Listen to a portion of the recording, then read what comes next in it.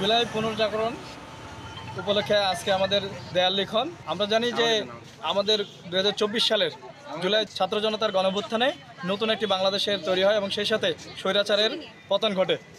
নতুন বাংলাদেশকে আমরা ধারণ করার লক্ষ্যে আবারও সেই বছর পেরিয়ে যাচ্ছে, সেই 3, 4, 5 আমরা আবারও সেই স্মরণ করিয়ে দেওয়ার জন্য, এবং আমরা চাই না যে বাংলাদেশে নতুন করে কোনো স্বৈরাচার ফ্যাসিস্ট তৈরি হোক।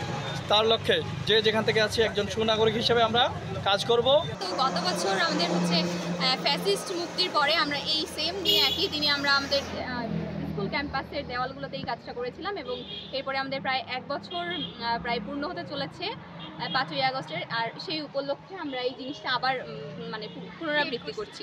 ওই মাস্টার মাইন্ড নিয়ে যে ফাইটটা চলতেছে, আপনারা যদি দেখেন এই যে জুলাইয়ের আসল মাস্টার মাইন্ড বা ট্রেনের বগি থাকে যেমন ইঞ্জিনের, এই যে দেখেন জুলাই ছোট ছোট নতুন প্রজন্মের, মূলত এরাই হচ্ছে জুলাই।